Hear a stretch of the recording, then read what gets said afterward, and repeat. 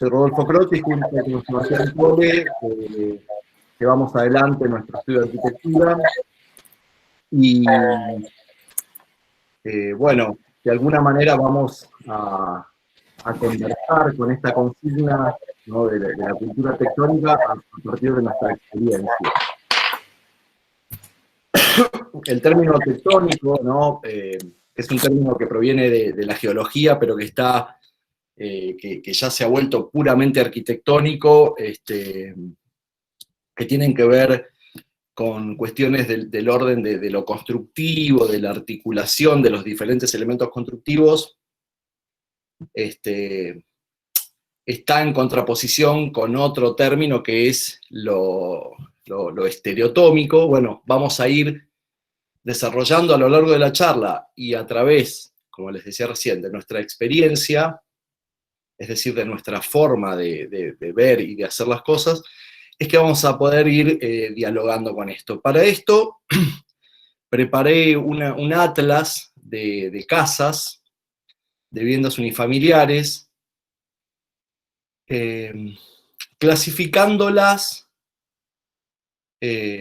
según un criterio que, digamos, que para nosotros es como, digamos, la manera en que entendemos la arquitectura. El criterio de clasificación tiene que ver con el sitio, con dónde está implantada la obra. Borges escribió un ensayo que se llama El idioma analítico de John Wilkins, que se los recomiendo que lo lean porque es muy, digamos, bueno, tiene todo ese humor y toda esa ironía, y una de las conclusiones que uno puede sacar cuando lo lee, y de hecho lo expresa claramente, es que cualquier clasificación puede ser arbitraria, ¿no? O cualquier clasificación es arbitraria. Entonces, ¿cómo hacer para que esta clasificación que hicimos nosotros sea lo menos arbitraria posible, ¿no? Podríamos haber dicho, bueno, vamos a clasificar las obras por su cromática o por su cualidad matérica. Pero bueno, lo hicimos desde el sitio, desde el lugar donde está implantada cada obra. Y vamos a ver que todas las obras, o esta clasificación que hicimos, también resuena en esos otros tópicos, ¿no es cierto? En lo matérico y hasta en lo cromático.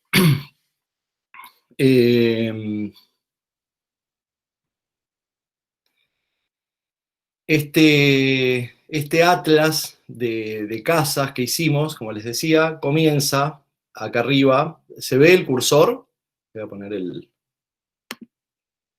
No, el cursor no se ve. El puntero, ahí. El puntero ahí lápiz, sí. ¿se ve? El Bien. puntero sí. Vamos a comenzar con una casa que está ubicada entre medianeras, en un terreno que tiene 4 metros de ancho, 4,50 por 12,70 y 13,70, es decir, aproximadamente 4,50 por 14, un terreno bastante atípico, que está ubicado en el baricentro, en el centro geográfico de la ciudad de Buenos Aires.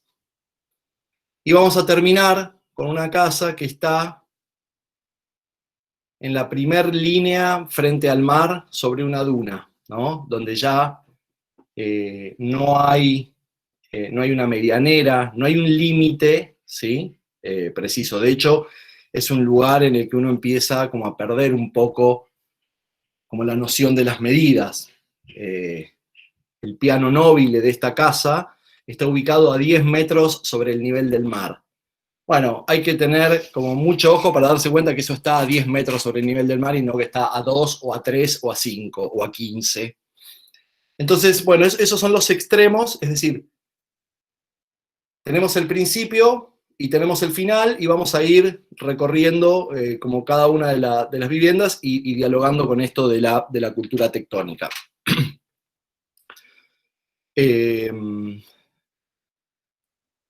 El primer ejemplo es el que le decía, la Casa Jaureche, es una obra del año 2015. Está ubicada en una cuadra contigua al Parque Centenario, que es el centro geográfico de la ciudad de Buenos Aires. emplazada en una manzana atípica porque no es una manzana ortogonal, porque tiene una variedad de componentes, como por ejemplo una torre y otra torre de 15 o 18 pisos de altura en este lugar, una iglesia con toda una especie de convento, apoyatura en todo este lateral, y después casas bajas, casas de 2, 3 pisos. Un edificio en esta esquina, y bueno, y este es el terreno en el que está ubicada la obra.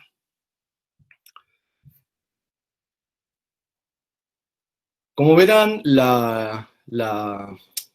el desarrollo obviamente es estratificado, comienza con una planta baja libre, que digamos que una de las características de este proyecto es que pueda tener una evolución, digamos, ¿no? que sea un sistema que pueda evolucionar de múltiples maneras.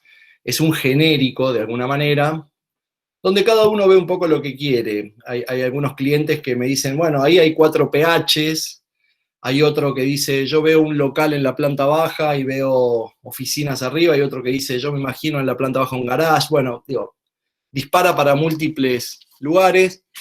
Lo que sí está resuelto y de una manera como muy clara y muy sistemática es la circulación, la escalera. Vamos a ver que en todas las obras, digamos, además de hablar de lo tectónico, hay un montón de temas que aparecen y que se vuelven a repetir independientemente del caso, es como que los conceptos no tienen escala, independientemente de que sea una casa en un terreno de 4 metros o una casa que está en el medio de la nada, hay una atención puesta en la experiencia de la llegada, en la transición, en ir dejando el afuera para llegar al interior de la casa. Y bueno, básicamente está estructurada en esta planta baja libre, en un primer piso donde hay dormitorios, en un segundo piso donde está el living, comedor, cocina, y en una terraza, mirador. Una de las características en este lote tan estrecho de tamaño era que, bueno, que podíamos lograr con una estructura muy sencilla, lograr cubrir esta luz de 4,50 metros. El punto está que al ser atravesada por esta escalera, esa estructura se va interrumpiendo, con lo cual hay que generar una serie de adintelamientos o de redireccionado de las cargas actuantes para poder lograr esto, la escalera, porque lo que se resolvió en la esfera como de las ideas es como la circulación, ¿no? El agrupamiento de los espacios subordinados y subordinantes, que en esta planta se expresa muy claramente, es decir, está la escalera, más un sistema de placares, una escalera de 90, más un placar de 60, más un muro de 10, nos da 1,50 m, que es el ancho de la bañera, que es el ancho del baño, digamos, típico. Entonces, logramos condensar toda la infraestructura, por llamar de alguna manera, de la casa, liberando, ¿no?, este lugar para tener dormitorios en este caso, apoyo de baño en la planta baja, y bueno, y ya acá en el living ya se libera, y bueno, nos permite tener esta planta casi transparente donde no hay ningún elemento que atenta contra esa horizontalidad y transparencia.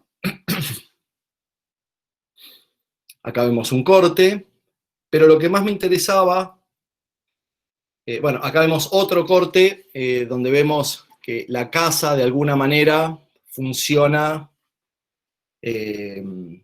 muy en sintonía con algo que está muy, muy presente ahora en el discurso de los arquitectos, que sea sostenible.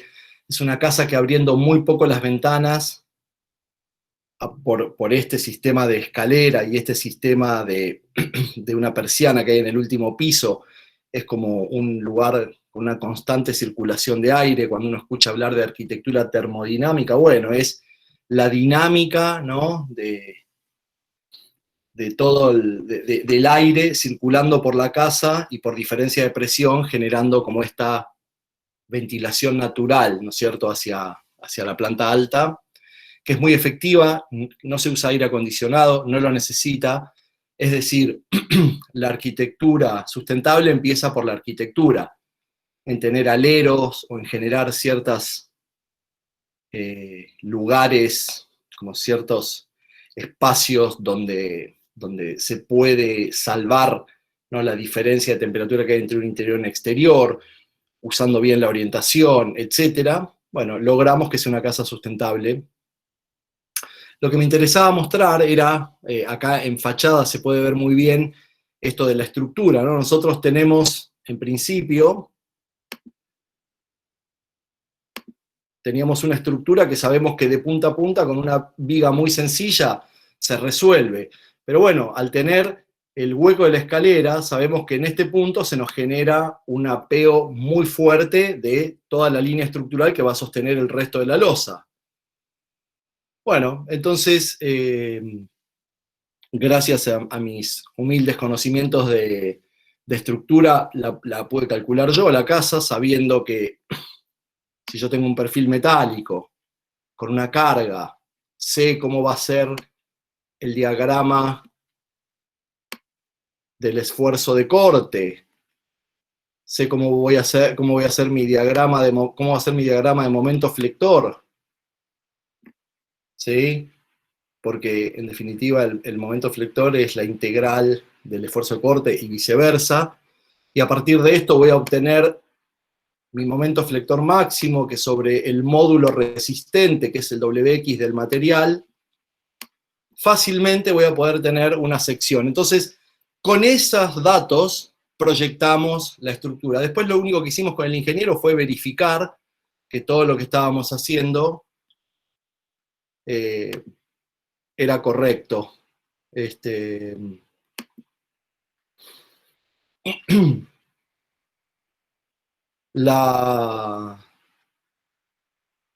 Digamos, no hubo una técnica o una tecnología a priori. En ninguno de nuestros proyectos hay una tecnología per se, o sea que nosotros decimos, vendemos un producto arquitectónico, sino más bien que es una consecuencia la tecnología que desarrollamos, ¿no? Por supuesto, hay un texto muy interesante de Martin Heidegger, que es la pregunta sobre la técnica, que les recomiendo que lo lean, donde además de la voluntad de dominar la técnica, ¿no?, en esta pregunta por la técnica, una de las conclusiones que saca es que la técnica es un medio, es el medio en el que descansa la posibilidad de la elaboración creadora, ¿no?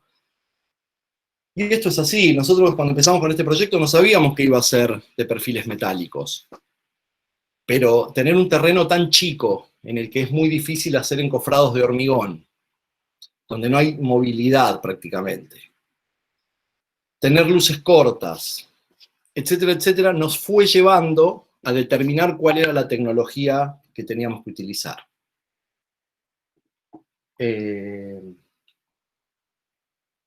Vuelvo a repetir, esta es nuestra manera de encarar las cosas, ¿cierto? Entendiendo que cada obra es como la máquina de su propia construcción.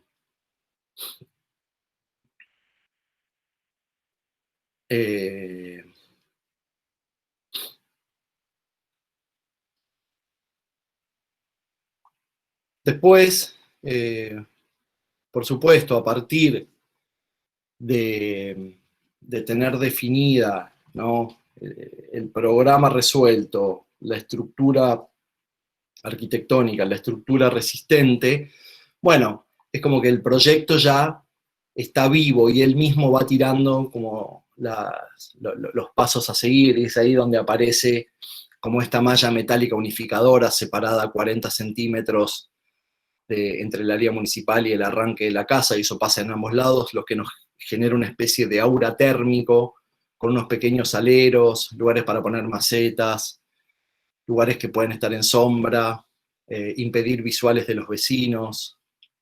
Eso por un lado. Y por otro lado, asumir un cierto compromiso urbano, ¿no? Cuando no sabíamos qué altura tenía la planta baja y si tenía que ser todo un genérico, bueno, terminó siendo todo un genérico de punta a punta, es decir, en todos los niveles tienen la misma altura, pero de alguna manera la relación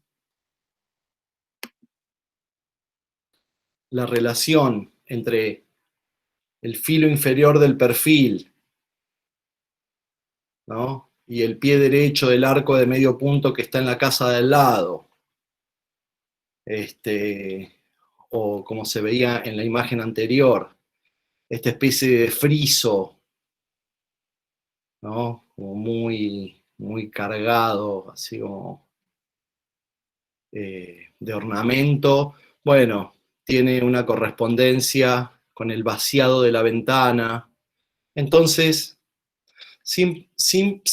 digamos, sin tomar como punto de partida la casa que había al lado, ir generando esa relación, ¿no?, entre los diferentes elementos que la componen, hace que quede asumido el compromiso urbano y que ambas obras puedan dialogar.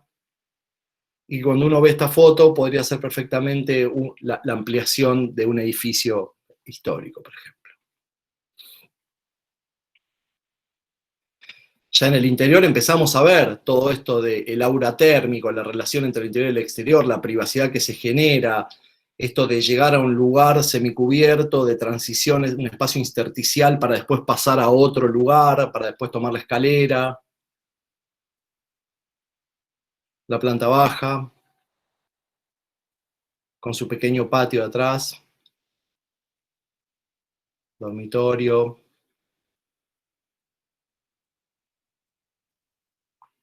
El piano nobile en el segundo piso, ¿no?, permitiendo esa vista tan directa a la copa de los árboles, porque árboles y cielo hay en todos lados. Lo que hace la arquitectura es activar la percepción, ¿no?, de esos elementos.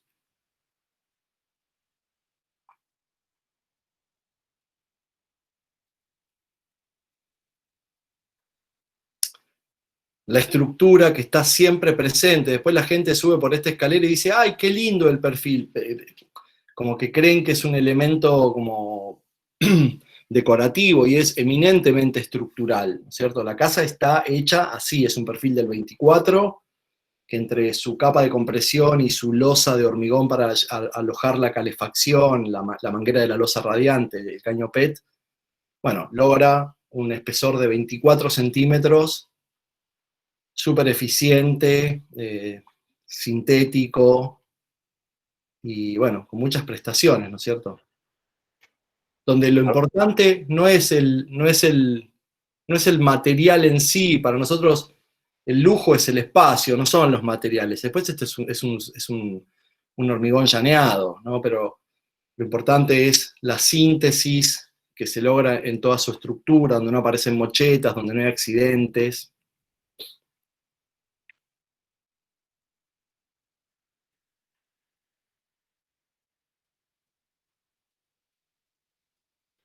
Y su implantación en esta condición metropolitana, ¿no es cierto?, con una torre, con otra torre que no se ve en la foto, con el ábside de la iglesia y con el parque y el hospital naval allá, que tampoco se ve en la foto, pero de alguna manera ese es el telón en el que está.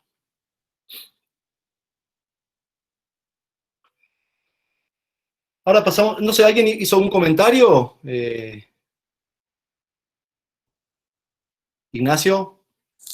No, en el chat no. No, yo te Ah, quería no, preguntar si pensé como que alguien quería preguntar algo o alguien dijo algo, pero bueno. ahí Esta, usaron un encofrado perdido o ¿Cómo, para cómo? hacer, ahí usaron un encofrado perdido para hacer ese hormigón que comentás No, no, sobre la perfilería. voy a volver atrás, disculpen no, perdón. Disculpen la desprolijidad, hay unos planos de detalle, lo que pasa es que podríamos estar hablando todo el día y me imagino que tenemos un rato nada más. No, básicamente lo que hicimos es tener toda la estructura metálica y después viguetas pretensadas, es decir, todos los elementos que se trajeron a la obra eran susceptibles de ser manipulados por 2 o 3 personas. No, no es que hicimos esto mini y después tiene que venir una grúa y hay que cortar la calle y tener la calle 2 días cortados cada vez que se hormigona un piso, sino que se hizo con viguetas dobles, bloques de telgopor como encofrado perdido y capa de compresión. Y después un cielo raso abajo.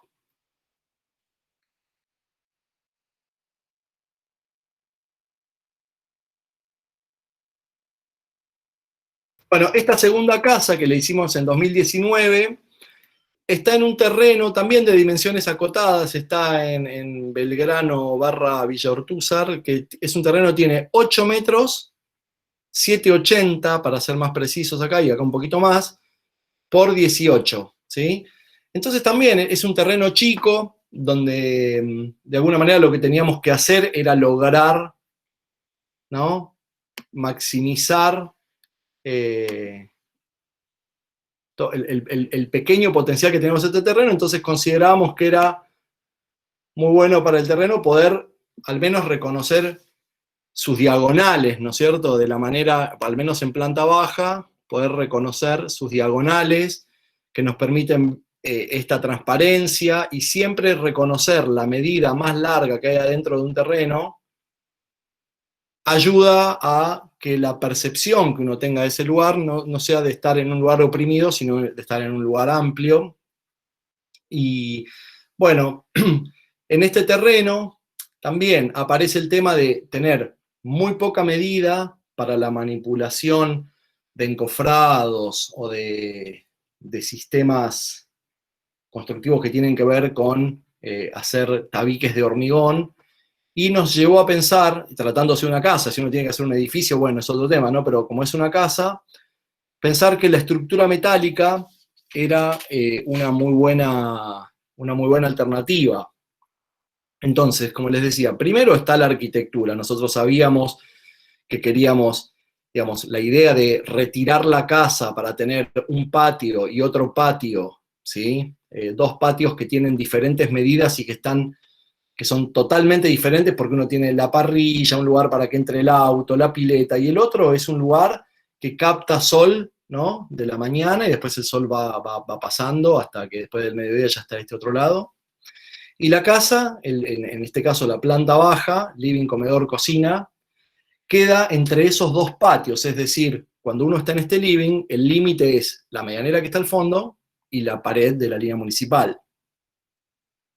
Y después, bueno, todos los elementos de la apoyatura, escalera, toilette, cocina, barra, cocina exterior, porque ellos querían tener una cocina casi análoga a la que hay adentro, afuera, más un lugar de guardado, etcétera, más una trampa de vistas que hay acá.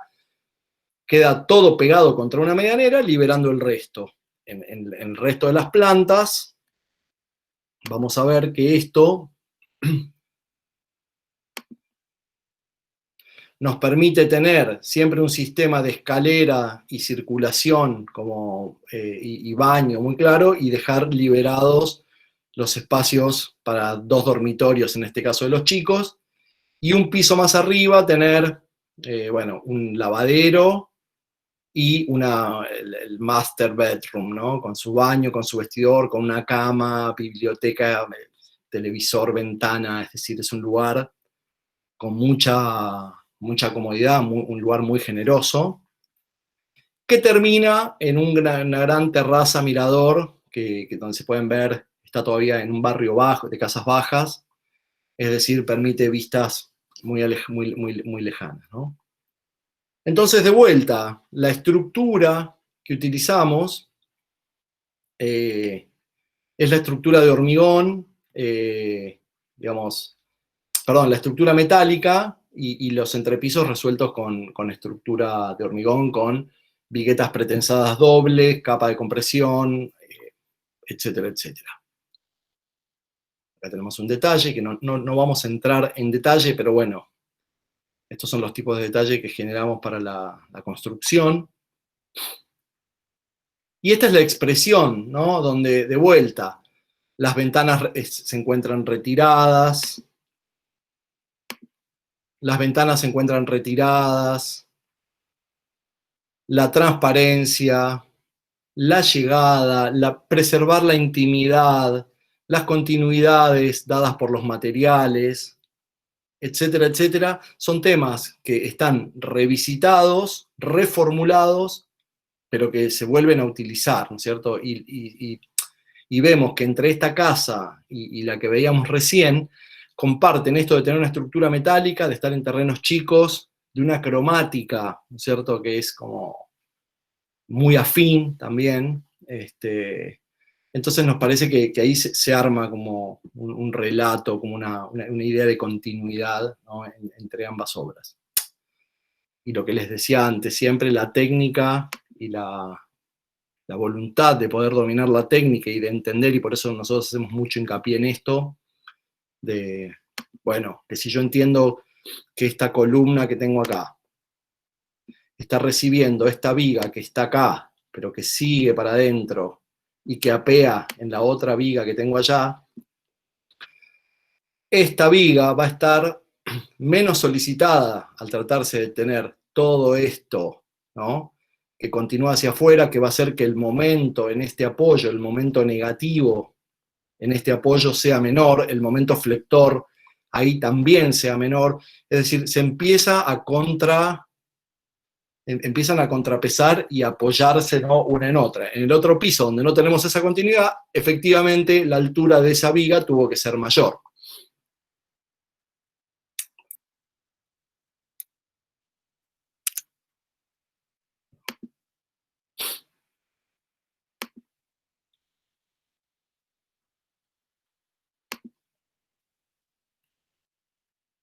Acá vemos la continuidad entre el exterior y el interior, es decir, cuando trabajamos con lugares o bien que no tienen mucha dimensión, o bien que lo que nos interesa es el juego de la luz y la sombra, bueno, los materiales, ¿no? De vuelta, ¿no? Son una apoyatura a una idea arquitectónica. Nunca el material aparece a priori, sino que es una consecuencia de una reflexión. Esta es una vista hacia la calle.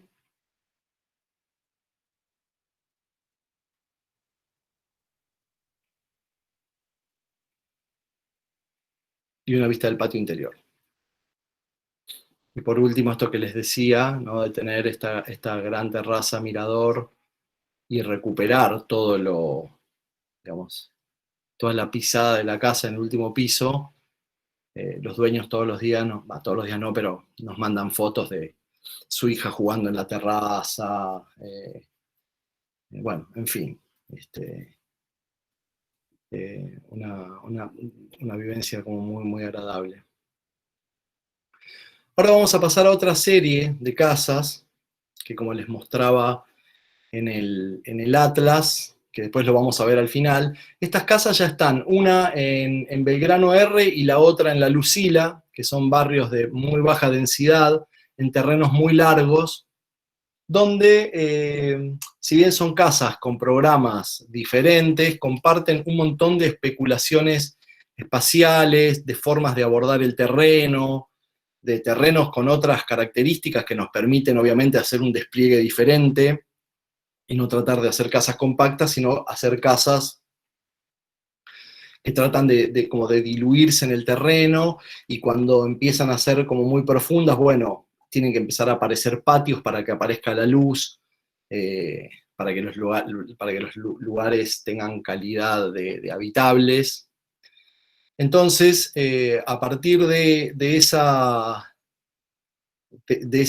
lógica que empiezan a tener estos terrenos, bueno, también vemos que hay algo de la materialidad, ¿no? que viene a apoyar esas ideas de arquitectura, donde, por ejemplo, vemos que al ser casas que quieren diluirse y apoyarse y ocupar mucho del terreno en el que están, bueno, el material o la monomaterialidad de la impronta de la arquitectura juega un papel fundamental, porque por un lado es como totalmente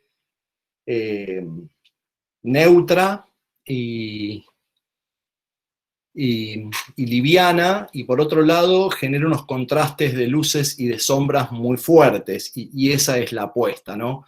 La relación entre el lleno y el vacío, que siempre está como pendiente, como esa tensión que hay o ese contraste muy valioso. Hay un texto de Marcel Breuer que se llama Sol y Sombra, donde justamente festeja la tensión de los contrastes. Entonces habla de que no puede haber un vacío si no hay un lleno, de que no puede haber sol que no puede haber sombra si no hay sol. Entonces no dice sol o sombra, sino sol y sombra, de cómo conviven armónicamente ambas cuestiones. Habla de la promenade al Partenón, ¿no? Por todo ese terreno escabroso y en pendiente, hasta llegar a la precisión cristalina, dice, del Partenón. Bueno, esas tensiones de llenos y vacíos en este tipo de casas juegan un papel muy importante. Como vemos, este terreno mide 8,66 por 46 metros de profundidad y la casa llega hasta acá, pero los pisos se extienden y hay una diferencia de nivel acá de 50 centímetros, entonces es como que uno todo el tiempo que está en la casa siente que la arquitectura, ¿no? A uno lo envuelve, se genera el propio paisaje. Esto está entre medianeras, con lo cual el paisaje lo tiene que generar uno, no existe el paisaje. El paisaje se genera y es totalmente artificial. Pero con la presencia del sol, ¿no? Bueno, todo se vuelve como muy dinámico.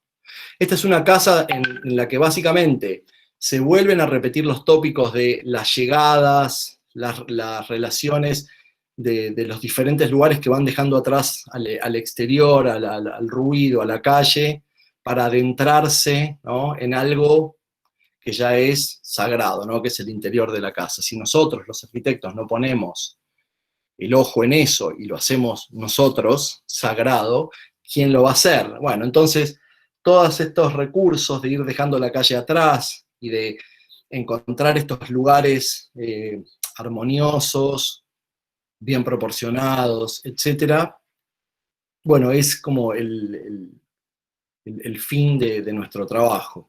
Esta casa, como les decía, deja la calle a través de este patio de ingreso, donde se puede dejar un auto, etc. Tiene un patio como más de servicio en relación a la cocina, que es esto. Bueno, y uno llega por acá, hay un estudio con un toilet, una escalera, y después permite entrar como al living, hay un patio y una galería que toma el ancho total del terreno. Obviamente que esto no se puede pensar si no se piensa en corte. Después tiene una planta alta con un dormitorio para un matrimonio, con su baño, y un dormitorio de huéspedes. Es un matrimonio que ya sus hijos son grandes. Ahora bien, toda esa explicación que yo les daba, cuando empezamos a ver los cortes de la casa, se empiezan a entender un montón más de datos, ¿no? Es como la planta aporta un montón de información, pero después está el corte que termina de aportar muchísima información. Por ejemplo, la doble altura del living, que es esto que vemos acá, la altura del living, no es la superposición de dos alturas digamos, de locales, 280 más 280, 260 más 260, sino que es la superposición de una circulación en planta baja más una circulación en planta alta, lugares muy bajos, para que este lugar no se desproporcione. Entonces después, bueno, el hormigón y la mampostería y esta monomaterialidad permite ir moldeando y dándole el tamaño, calibrando cada uno de los tamaños que las cosas tienen que tener. Esta galería puede seguir quedando en 2,20 m porque no hay ningún problema, pero el dormitorio principal es más alto, el dormitorio de huéspedes es más alto. El estudio, que se quería que sea más alto, bueno, tiene un escalón para abajo, entonces logra, ¿no? Como una separación y una desvinculación, pero manteniendo una armonía con el todo. La aparición de los patios, que nos hace tener una percepción como mucho más abierta y no sea encajonada, aunque estemos en un terreno de 8,60 metros de ancho, 8,30 interiores. Y es decir, es una casa que se puede explicar muy bien en los cortes y cómo cada una de las decisiones o las decisiones tratan de ser soluciones totalizadoras y que no haya soluciones parciales, sumatoria de particularidades, ¿no? Entonces vemos el ingreso.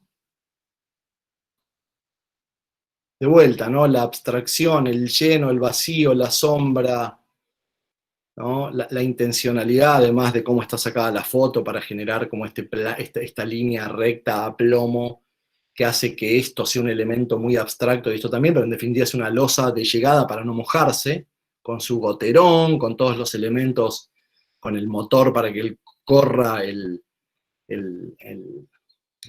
¿cómo es? El portón, es decir, logra muchísima abstracción y a la vez todos los elementos necesarios están presentes, no están obviados, ¿no? Acá empezamos a ver que las ventanas todas guardan una relación, una profundidad, ¿sí? Una profundidad que permite que no se mojen, una profundidad en la puerta, en el vano de la llegada, propiamente dicho ya al interior de la casa, donde es esa segunda instancia, es decir, uno desde que atravesó esta puerta hasta que llegó allá, pasó por este semicubierto, apareció en este patio, se encontró con otro semicubierto. Y una vez adentro, bueno, hay un cielo raso, que es como el que nos va acompañando a lo largo de toda la casa, que es un cielo raso bajo, pero que no resulta en ningún momento opresor, porque siempre es en el ancho de la circulación. Después, el comedor tiene la altura que tiene que tener, que es 2,80. El living está en doble altura. Entonces, que esto sea bajo, más la circulación que tenemos arriba, que también es baja, hace que este techo del living no esté a 6 metros de altura, ¿no? Sino que está a 4,80 metros, 4,90 metros. Y eso hace que este espacio se pueda calibrar muy bien. Y bueno, después obviamente esa galería que ya está más baja, pero está totalmente descomprimida, tiene un patio para acá iluminado, tiene el patio, el jardín del otro lado, entonces está como toda la volumetría esta está balanceada. Y obviamente en este tipo de obras empieza donde la importancia del muro y de lo murario, siempre el lleno predominando sobre el vacío, bueno, empiezan a aparecer otras cuestiones que son, bueno, ¿cómo hago para sustentar esto?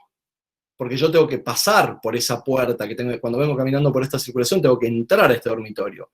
Entonces, ¿cómo hago con la viga que viene de acá? Bueno, estos son todos los temas que empiezan a aparecer en este tipo de obras. En este caso está resuelto con una viga que pasa por acá arriba, que apoya en aquella columna que vemos allá, y hay un tensor estructural que está acá que hace que esta viga sea baja. Y esta viga es simplemente una viga muy sencilla que tiene arriba mampostería y después está revocada. Del otro lado, la viga resistente es esta, ¿sí? Que tiene una columna acá. Entonces, en un esquema muy sencillo, digamos, entendemos que esto es, perdón,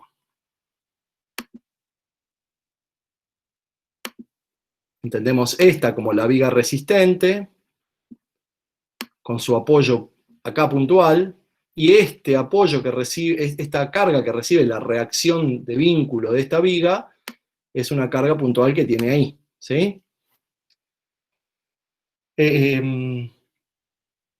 Entonces, si bien la estructura resistente no está expresada, es decir, no se ve el hormigón diferenciado de la mampostería, sino que lo que se busca es una homologación de estas superficies y lograr esta monomaterialidad. Si bien no está expresada, está totalmente en función de la arquitectura, ¿no es cierto? Y todo siempre como muy moderado, no hay ningún gesto heroico, no consideramos que, o sea, héroe es alguien que salva vidas. Nosotros lo que hacemos es tratar de resolver casas con la menor cantidad de recursos posibles.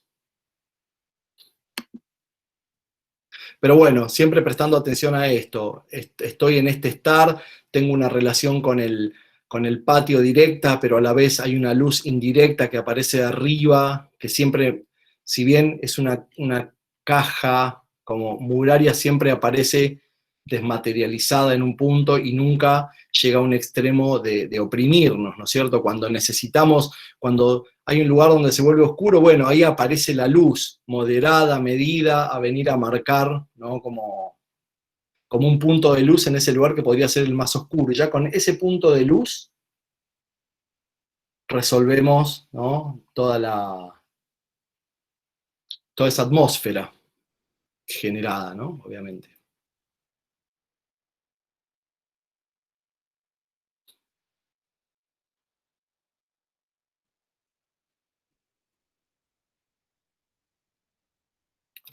de vuelta, la tensión entre el lleno y el vacío.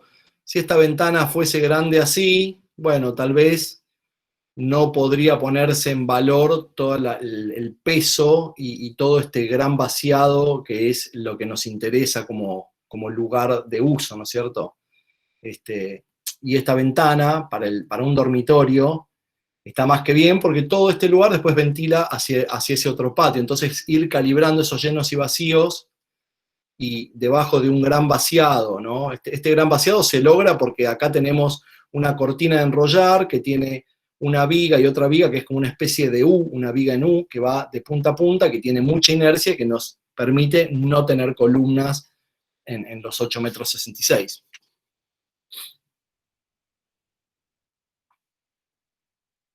Y ahí está, ¿no es cierto? Tenemos esta ventana y este hueco con ese patio que aparece de atrás vuelve a ser una ventana, o al menos así nos gusta verlo a nosotros.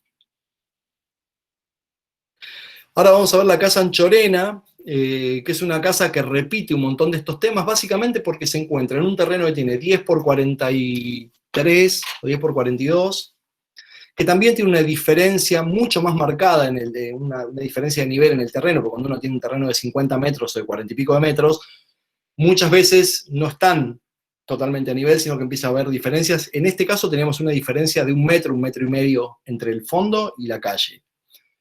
1,20 metros para ser preciso. Entonces, bueno, esta casa también es una casa que tiene un programa más extenso que la otra, quiere extenderse en todo el terreno. Esa extensión, digamos, también está apoyada en su materialidad. No me quiero detener en las plantas porque, digamos, no sé si es el punto principal, pero me parece que las imágenes pueden hablar mucho más y a lo mejor es aburrido que yo les esté contando cómo es la planta, pero básicamente lo que le puedo decir como concepto es que básicamente lo interesante que propone este proyecto es que tiene espacios análogos en sus proporciones, pero que algunos están adentro y otros están afuera. Por ejemplo, cuando uno llega, todo esto, ¿no? esta promenada, todo este recorrido, uno pasa por debajo de esta losa y el hall está acá. Y ahí se suben unos escalones para salvar esta diferencia de nivel. Todo esto está más bajo y esto está más alto. Todo esto está más alto, por eso ahí también hay una diferencia de nivel para entrar a la cocina, al sector de servicio. Pero bueno, uno llega por acá, tiene una losa, después hay un hueco que está en doble altura, que es análogo a la doble altura interior. Y por otra parte, cuando uno está parado acá, ahí hay un patio inglés hacia abajo. Entonces empiezan a haber un montón de vaciados que van haciendo que la percepción que se tiene al recorrer esta volumetría es que siempre son lugares ventilados, lugares aireados, es como un lugar esponjoso, ¿no es cierto?, de alguna manera. Y bueno, a esto de querer extenderse la casa en el terreno también nos llevó a pensar que la mejor materialidad era como una expresión, valga la monomaterial, es decir, estos acabados blancos que los que generan después son básicamente un juego de luces y de sombras de mucho contraste.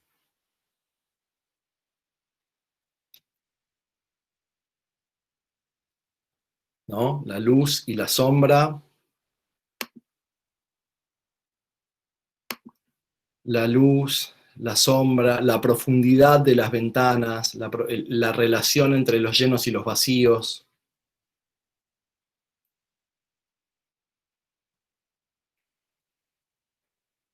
Las sombras tan marcadas, ¿no es cierto?, que van determinando, bueno, cuando yo llego, sigo hacia el acceso principal, o vengo por acá y me meto a lo que es el acceso de servicio, el patio inglés que está ahí, con todo un subsuelo de servicios, etc.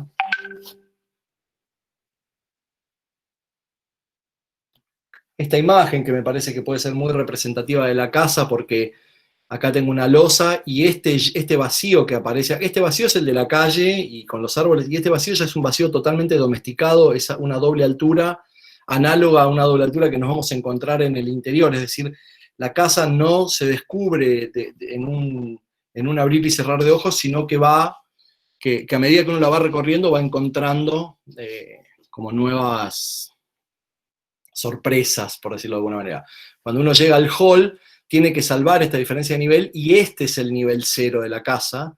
Es decir, que cuando uno está en el living, con este antepecho muy sencillo, uno mira por arriba para la calle, pero cuando alguien entra, esto mide 1,70 m. Es decir, cualquier persona que llega al hall de la casa no ve directamente el living, ¿no? Sino que llegas a una zona como más controlada y después se accede al living.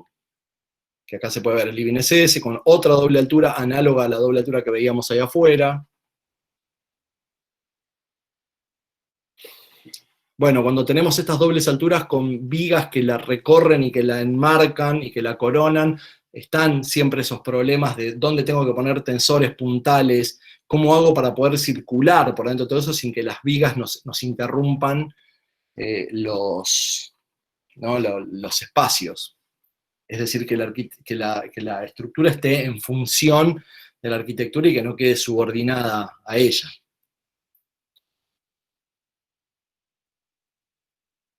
Cuando uno está en el living acá, tienes un living en doble altura, ahora tiene un cuadro gigante ahí con sillones, y en esta simple altura tiene un piano el dueño.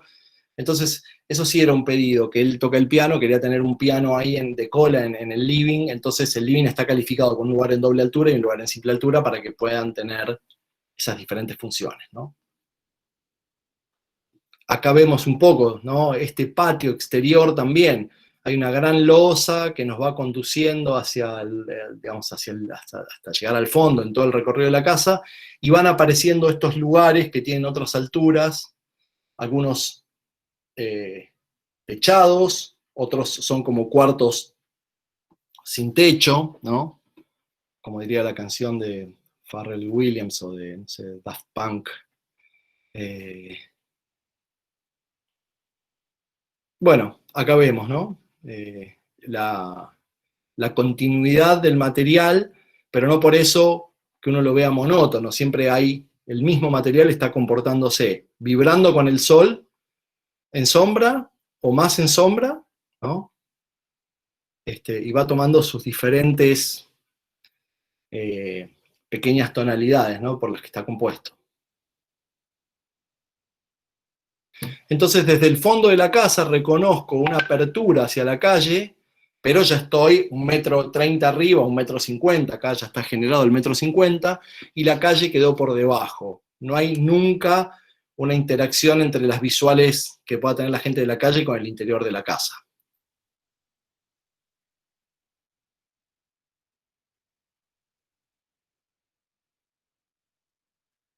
Muy bien, siguiendo con esta clasificación, ahora vamos a pasar a dos casas que ya no están en un terreno en la ciudad, sino que están en terrenos en barrios cerrados, ¿sí? Donde ya las medidas de los terrenos cambian un poco. Este, por ejemplo, mide 20 por 50, donde de alguna manera lo que marca este proyecto es que, bueno, que claramente estaba orientado al norte, entonces el dueño quería tener una gran galería. Entonces, ¿cómo hacer para que la galería no sea un techo nada más, sino darle una función? Entonces decidimos desfasar este corte, donde tenemos un living en altura y media, con todos los dormitorios acá, y esta es como la gracia del corte, que permite como esta transparencia, y donde empezamos a ver una clara relación entre lo estereotómico y lo tectónico, entendiendo por estereotómico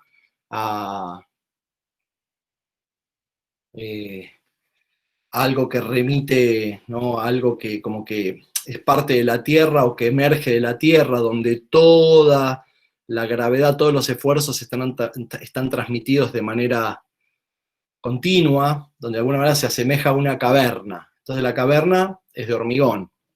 Y por otra parte, un elemento tectónico, que es todo ese capuchón que tiene, que es una estructura liviana, como leñosa, de patitas, donde la gravedad se transmite a través de articulación de diferentes elementos. En este caso vemos, perdón, quiero irme una imagen más adelante, esta relación clara, ¿no es cierto?, entre los dos elementos, lo estereotómico, que nos remite al estereóbato y al estilóbato, de vuelta del Partenón, que les hablaba antes, y la estructura liviana, la de una choza casi, ¿no? Puesta arriba. Es como lo mejor de los dos mundos en esta casa. Por un lado lo estereotómico y por otro lado lo tectónico. Es una casa con esa clara diferenciación, pero que a la vez están totalmente articulados en un solo elemento, y esta galería es una pieza clave en este proyecto, ¿no? Desde el interior de la casa, la percepción que se tiene es esto. Este es el norte puro que entra, fíjense la sombra, cómo entra, ¿no? La luz, y la sombra llega hasta acá. Entonces, en verano protege al interior y en invierno el sol pasa más bajo y permite la entrada.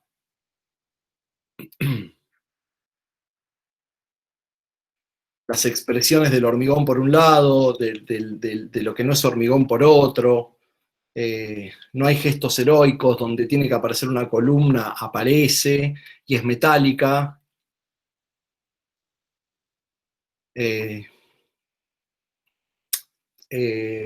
El acceso con esta gran losa que viene a buscarte también, ¿no? Entre este escalón y esta losa y el rundido de la puerta, es como uno va dejando la calle atrás, aunque esto se trata de un barrio cerrado donde la calle es mucho menos turbulenta que lo que podría ser en la ciudad, pero ese tópico se vuelve a repetir, ¿no es cierto? Y aparece desde eso hasta la iluminación y el goterón que tiene que tener para evitar que se chorree, ¿no? cuando llueve.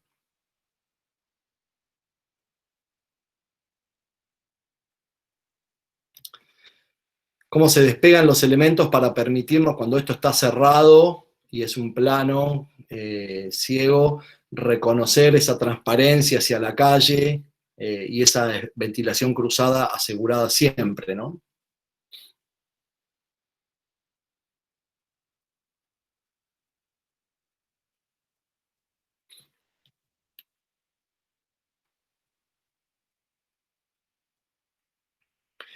Y ahora pasamos a otra casa, que también está en un barrio cerrado, en un terreno más grande, todo este mide casi 20 por 60, perdón, casi no, mide 25 por 60 metros casi.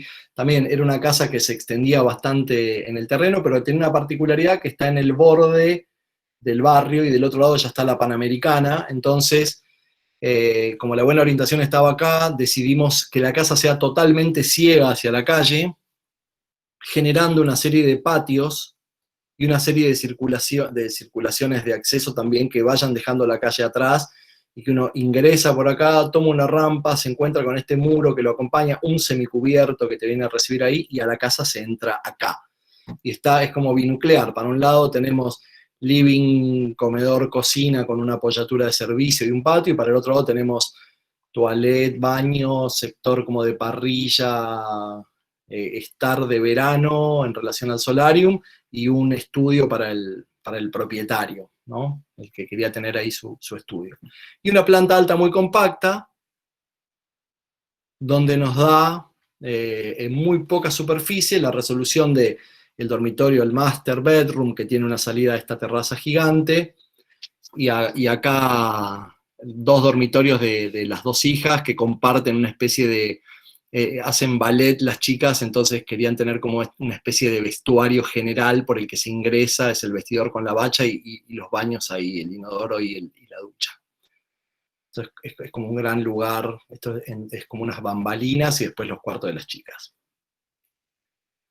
Un dato que ya les decía recién y que fue clave para la obra es ver dónde estaba emplazada, entonces este muro y este patio nos ofician, por un lado, de tener esta vista y del sol de la mañana, etcétera, y de estar en este lugar donde yo tengo un living muy controlado por este patio, con una visual que expande hacia el fondo del terreno, que es donde se ve digamos, el campo de deportes del barrio, que es un barrio muy antiguo con una cantidad de árboles impresionante, y entonces el living no está mirando a la calle, está mirando donde tiene que mirar, logrando esa intimidad. La arquitectura tiene que ser cobijo. Ancestralmente el hombre tiene miedo de ser atacado por atrás, entonces esas arquitecturas donde uno está en Mar de las Pampas en el medio de la nada y se te viene la noche y parece que te van a venir a matar, no nos parece que transmita serenidad, y lo que tiene que hacer una casa es transmitir justamente serenidad, ¿no es cierto? Entonces, estar controlados, visualmente y poder expandir digamos, hacia donde es deseable, nos parece que es uno de los aciertos de esta casa. Es una casa resuelta en una estructura de hormigón, que después tiene un muro en la planta baja, que básicamente quiere no estar, no es que es una voluntad de que aparezca, por eso está pintado de oscuro, y aparece esa cajita flotando arriba, ¿no? que es totalmente ciega a la calle, pero que todo el pasillo este de circulación y el baño de las chicas y el baño de los papis acá arriba tienen todas unas claraboyas redondas que permiten una iluminación y ventilación muy, muy eficiente. Y por este resquicio que queda acá es por donde uno entra a la casa. Entonces no se ve la puerta desde la calle, no es que la casa que está exactamente al lado es un señor que cree que está viviendo en Champs-Élysées, con una casa del siglo XVII, con una puerta en el medio así de la casa, en una cosa simétrica, una casa de estilo, ¿no? Entonces, si uno desde esa casa sale a Champs-Élysées o a un parque, es una cosa, si salís a la calle es otra. Nosotros preferimos ser como mucho más escuetos con ese tipo de decisiones.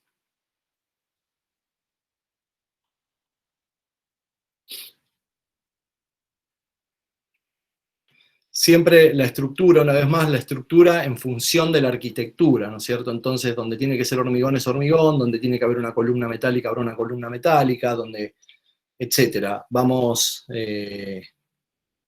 no somos dogmáticos en ese sentido. Como habrán visto, no todas las obras tienen la misma materialidad, y es que creemos que justamente la receta es que no hay una receta, sino que cada casa y cada proyecto está como totalmente influenciado por dónde está, qué presupuesto tiene el cliente, cuánta cultura arquitectónica tiene el cliente, la orientación, qué tamaño tiene el terreno, y todo eso hace que surja.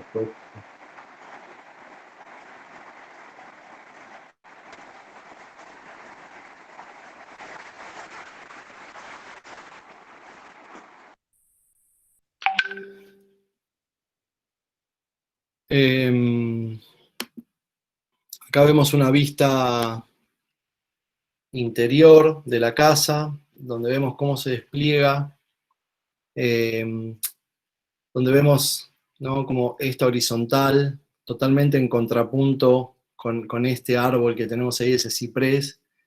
Y el dueño quería tener su estudio acá, es un ingeniero industrial muy culto y quería tener su estudio ahí. Todo esto es una biblioteca del otro lado, ¿no? Entonces el señor cuando estábamos haciendo esta viga, que se la propusimos, como, porque él acá quería tener su jardín, esto va a ser un invernadero más adelante para plantas exóticas, etc. Entonces, no se ve tu cursor, ¿eh? No sé si está. no, perdón. Estoy con la punta, con el puntero. El dueño en este sector tiene su estudio, entonces, y acá está lleno de libros, y él quería tener acá, en este lugar, dijo, quiero tener un cuarto, pero sin techo y sin paredes, virtual, para tener plantas exóticas.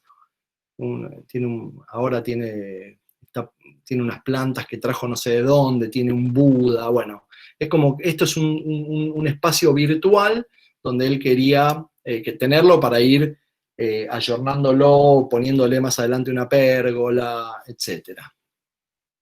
O vidrio, armarse un orquidiario, bueno, múltiples funciones podía tener eso. Entonces me decía, esta viga se nos va a caer. Entonces yo le decía, no te preocupes, esta viga, esto vuela a 4,50 metros, pero las varillas de hierro miden 12 metros, entonces esto tiene un empotramiento hacia allá que jamás se va a caer. Pero ¿estás seguro?, me decía, y yo le decía, sí, quédate tranquilo que no va a pasar absolutamente nada. Y entonces, de vuelta, ¿no?, esto de saber que acá tenemos un apoyo, que acá tenemos otro apoyo, y que esta viga que tenemos acá está trabajando muy, muy poco cargada, porque sabemos que hay un momento negativo que hace que el momento positivo no sea tan fuerte, ¿no?, acá, entonces, tenemos el momento negativo en el apoyo, que hace que este momento no sea tan alto, entonces podemos tener mucha distancia entre luces y tener este voladizo, que no está exigido porque naturalmente esto es un elemento muy estable, ¿no es cierto? Entonces, de vuelta, tener los conocimientos sobre la estructura, sobre cómo se comportan los materiales, no es un lastre, es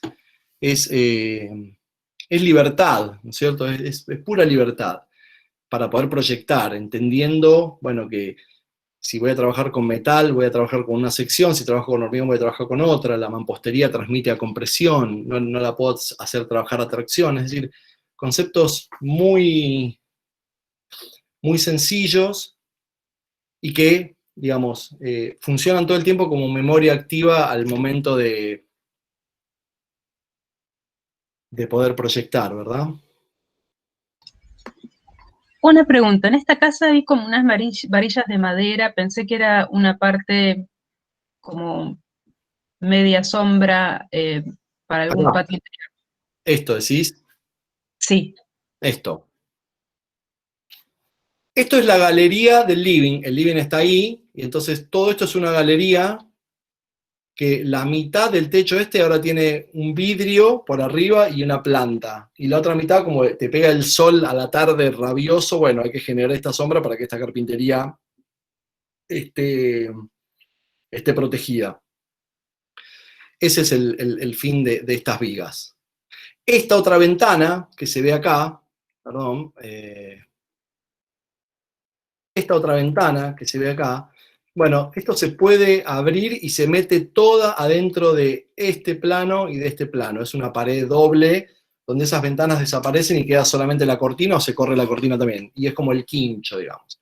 Pero la otra, que es un lugar cerrado, que no tiene esa posibilidad de apertura tan grande, bueno, está controlada por esa galería. No sé si te respondí la pregunta o si querías preguntarme algo más. No, está bien, gracias. Bueno, y ahora vamos a pasar a dos casas que están en Uruguay, ¿no es cierto? Es decir, vimos dos casas que estaban en terrenos chicos en el medio de la ciudad, dos casas que estaban en terrenos más grandes, en espacios como más abiertos, con menos densidad, dos casas que estaban en barrios cerrados, y estas son dos casas que están en Uruguay. Esta primera está en un barrio que está sobre la Brava, digamos, yendo desde Punta del Este a José Ignacio, y es una casa que el terreno es gigante, entonces ya no quiere restringirse a la medida de las medianeras, sino que justamente lo que hace es desparramarse en el terreno para todos lados, ¿no? Entonces hay muros que de alguna manera vienen a anclarla y a colonizarla en el terreno, y de vuelta, ¿no? Así como en la primera casa veíamos que hay una secuencia desde el ingreso hasta dejar atrás el exterior, acá también se repite, uno deja los autos por acá, baja unos escalones, y entonces este muro que desde abajo tenía una altura, desde este patio tiene otra, mucho más contenido, un lugar ventoso, para entrar a la casa, ¿no? Una especie de casa binuclear donde hay un living, comedor, cocina acá con una serie de cuartos, y que si se sube se llega al dormitorio principal que está arriba. Hay una casa de caseros, barra huéspedes por ahí, y una galería. Estás usando el cursor de vuelta, discúlpame, pero no, perdón. Es que yo me veo, tengo la pluma, que hay que tener cuidado con esa pluma. Ahí.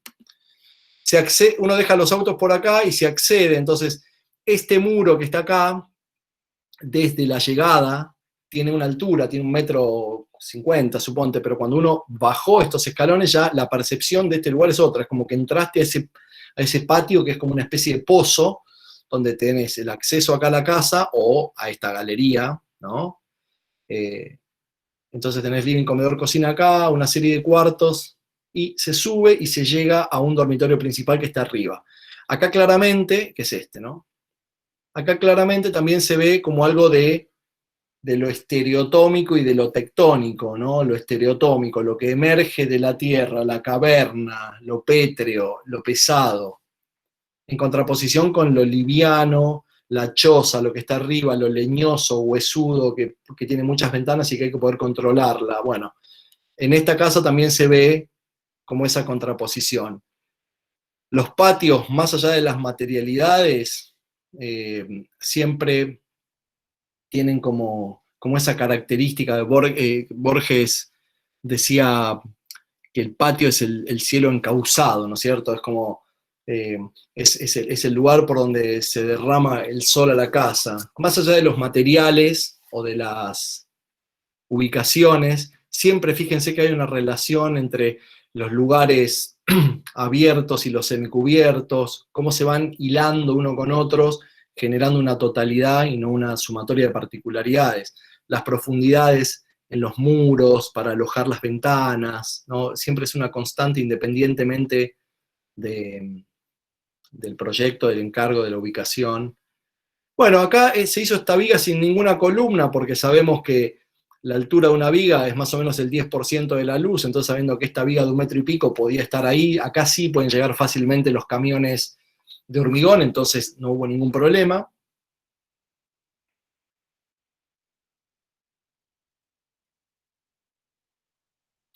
La materialidad, ¿no? Del hormigón en el interior nos genera un tipo de expresión, y arriba, cuando se aliviana, cuando cuando se convierte en cabaña, digamos, también cambia la expresión, ya es de madera, es más liviano, ¿no? Lo estereotómico, lo tectónico, me parece que en esta casa, tanto en esta como en la casa de la estructura de hormigón y el capuchón negro se expresan con claridad.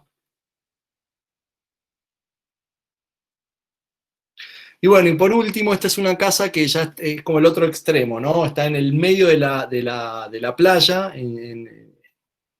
también en Uruguay, pero es como de Punta del Este yendo hacia Punta Ballena, sobre la Mansa, digamos. Y es una casa que básicamente está pensada para que la pueda habitar el propietario con su nueva familia y que tenga un volumen separado que se pueda alquilar o que lo puedan usar sus hijas con sus novios y todos sus amigues que ya son chicos más grandes, ¿no? Entonces, básicamente son 2 volúmenes que están articulados por un patio. Esta casa, por estar en la primer línea ahí frente al mar, está ubicada sobre una duna. Las dunas son bancos de arena que tienen un equilibrio dinámico, es decir, la interacción del viento con el banco de arena no hay que interrumpirla. Cuando uno apoya, digamos, si hubiésemos hecho una casa que desde acá hasta acá se hubiese apoyado 100% en el piso, hubiese interferido en esa interacción, ¿no? Necesaria. Hay un organismo que se llama Dinama, en el que uno tiene que presentar los planos para que lo aprueben, y ellos te dicen qué porcentaje de casa puede ser ciega abajo en este tipo ¿no? de implantación así como extrema, ¿no? Digamos, vos bajás acá a la arena y te vas a la playa. Hay un médano ahí adelante, pero no hay nada, no hay vereda, no hay calle, no hay nada, no hay nada que medie entre la casa y el horizonte. Entonces, entre eso y que queríamos que el mar se vea, el piano nobile de la casa está apoyado a 10 metros sobre el nivel del mar, aunque parezca mentira. Sobre una serie de pilotes, porque llegar ahí con el camión de hormigón sí es difícil, entonces se usó el mínimo indispensable hormigón para hacer las bases, los pilotes y las vigas, y después se hizo todo un steel frame, toda una estructura liviana. Cuando uno empieza a ver,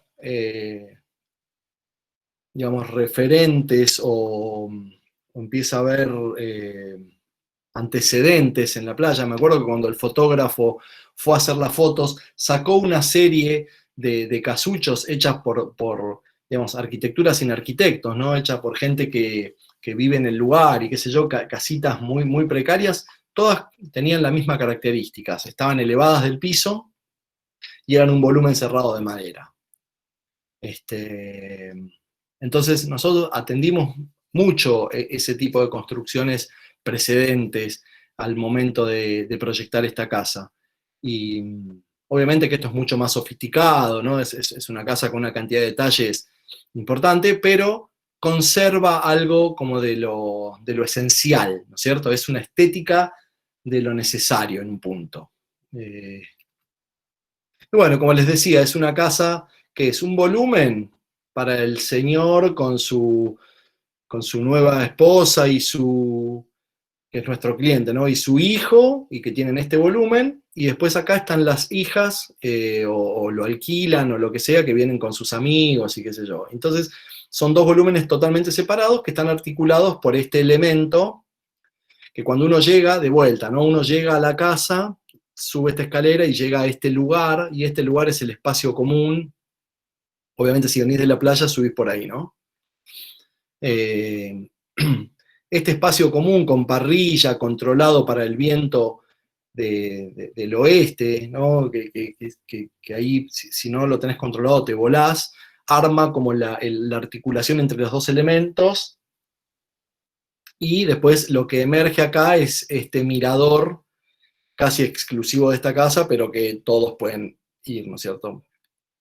Que es un voladizo de vuelta, como de 4 metros y pico, que no hay ningún problema en que esté porque está anclado hasta acá, es decir, estas vigas que llegan hasta esta punta comienzan acá, ¿no es cierto? Van desde acá hasta allá. Entonces es un elemento tan rígido y con tanta inercia que puede volar 4, 5 metros sin ningún problema.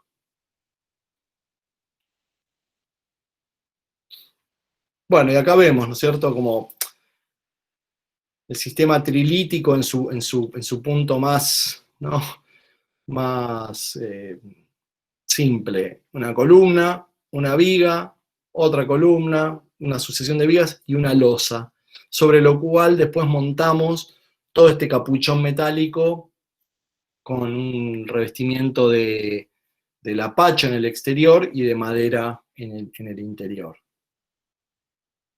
permitiendo, como les decía antes, esto del equilibrio dinámico de la duna, y solamente teniendo un volumen cerrado en planta baja. Este es el lugar, ¿no es cierto? Esta es la calle por la que se llega, ¿entienden? Por acá pasan los autos, o sea, es muy difícil. Por acá. Era muy difícil llegar ahí con camiones de hormigón, por eso se minimizó el tema del hormigón y después, bueno, se generó toda esa cáscara. Y ahí está, ya acercándonos un poco más.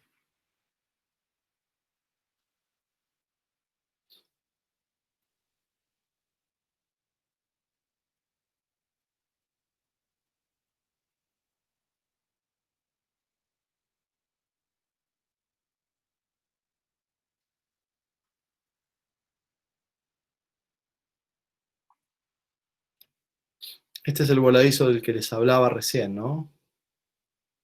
Después, obviamente, hay otra jerarquía de vigas de madera y termina como en el deck, pero la estructura sustentable que sustenta es esta, ¿no? Es esta viga de hormigón. Tenemos ahí. La relación entre los dos volúmenes, el interior.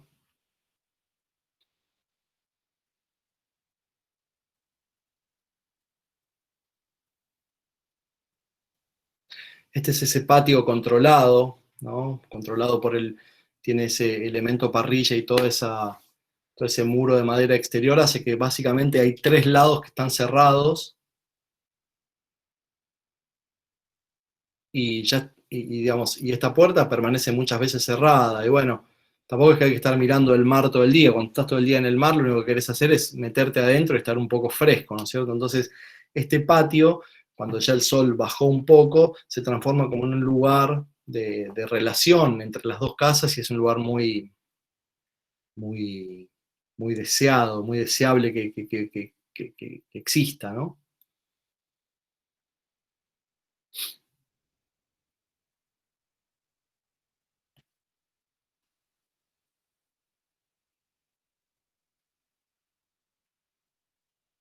Y bueno, y de vuelta terminamos con el Atlas.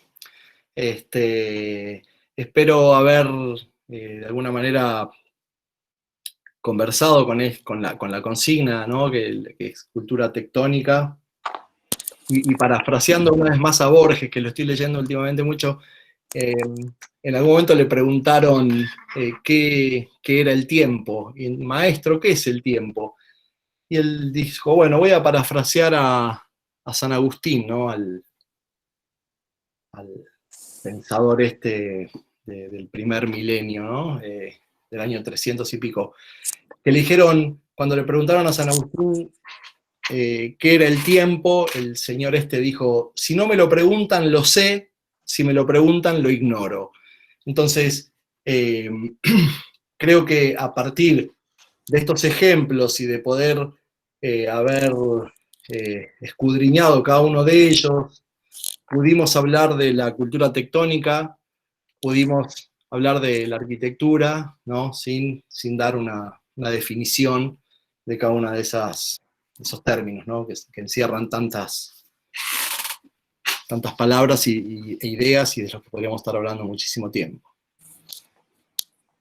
Bueno, muchas gracias. ¿Cómo estamos de tiempo? Estamos bien, ¿no? 1 hora y cuarto. Perfecto, sí, 1 hora y cuarto más o menos, y así que podemos charlar un momento. Primero agradecerte que me parece que es muy didáctica la charla que brindaste para nuestros estudiantes, porque venimos trabajando en un proceso de estos 2 semestres cortos que tenemos este año en FADU, en un proyecto sobre viviendas en diferentes escalas, pero en un ejercicio que venimos pautando, trabajando primero con un material, luego en un lugar, y ahora estamos incorporando la etapa del uso, ¿no? como tema, entonces disociando un poco estas cuestiones que aborda un proyecto como para poder conversarlas y trabajarlas en profundidad para luego volver siempre a incorporar más variables y atravesarlas, ¿no? Me parece que fue muy interesante ver esta colección, este grupo, esta selección de proyectos que hiciste, de casas con el mismo tema, como a partir desde el mismo uso, de la misma temática del programa de la vivienda individual, y cómo compartiste, digamos, estos temas de interés o ciertas búsquedas que se ven muy claras a lo largo de todas estas obras, a la vez condicionadas por los contextos, o como marcaste claramente también, me parece muy didácticamente, entre estos 4 contextos, ¿no? El contexto de estos lotes pequeños, muy céntricos, muy en el centro de la ciudad, en el borde de la ciudad y más suburbano, estos barrios cerrados que tienen otras lógicas y dimensiones, y luego estos paisajes mucho más abiertos, más complejos con el clima, con cierta situación de lugar, y cómo estas obras van de alguna manera a esos temas que son constantes, a la vez se van trabajando con esas situaciones que son anexas al proyecto, pero que son parte y con el cual se trabaja, y haber visto todo esto en ese conjunto me parece que es muy didáctico para estos temas que estamos trabajando en el taller y que creo que fueron como muy claros en tu charla. Así que agradecerte de nuevo. Y muy interesante la cantidad de temas que aparecen, y estas ideas de... no sé, otro tema que me parece interesante de remarcar o poner énfasis o preguntarte si querés ampliar. Contaste todos los proyectos todo el tiempo como proyectando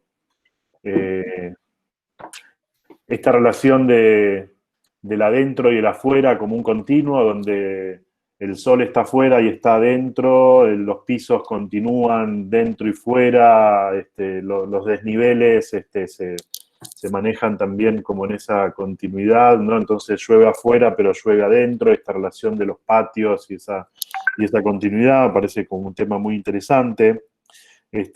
Y otro tema que también marcaste, como esta situación de que quizás viene también en nuestra etapa ahora de trabajo, más en el uso y en pensar cómo se usan las casas, y estos recorridos, estas instancias de entrar, cómo se entra, a veces gira, llega a ese espacio que tiene otro nivel, y cómo todo el tiempo, digamos, hay un cierto tema de proyecto, control o precisión sobre el proyecto en relación a una serie de movimientos, ¿no? que el habitar produce dentro de estos espacios. Sí, hay, digamos, en la evolución de la arquitectura, hoy hablamos del Partenón, ¿no? En algún momento, citado por el texto de Breuer, del estereóbato, el estilóbato, ¿no es cierto? Estoy hablando de esa composición como todos sabemos, el Partenón es un edificio que es eminentemente objetual, ¿no es cierto? Nadie entraba al Partenón digamos, muy poca gente entraba, estaba el naos, el pronaos, no había nadie, había un rey venerado, digamos, nada más. Todas esas enseñanzas, por ejemplo, cuando las toma Mies van der Rohe, ¿no? Y arma esa reinterpretación del clásico, no sé, yo veo la casa Farnsworth, por ejemplo, y esa promenada, esa ascensión hasta llegar al piano nobile, remite 100% ¿no? a la lógica del Partenón, a esto de separarse del nivel de piso, de la tierra, estar en ese plano impoluto, de hacer una arquitectura que deja de ser objetual para ser recorrible, ¿no? Para ser habitable, donde muchas nociones como cinematográficas aparecen, de los recorridos, de qué es lo que yo voy a proponer como recorrido. No sé, uno cuando llega a la casa Curuchet, por ejemplo, ¿no? Que muchos de ustedes deben conocer, y si no, tendrán que hacerlo. Uno abre una puerta en la planta baja, recorre una rampa, llega a la mitad de la rampa, entra a la casa, sigue recorriendo por un exterior semicubierto con un patio, con un árbol. Es como una condensación de un pedazo de ciudad adentro de la casa. Hace ciudad cuando está haciendo esa casa. De la rampa toma medio nivel más, es como que el tipo sale de su casa, cierra la puerta, se toma la rampa a medio nivel y llega a su consultorio, ¿no?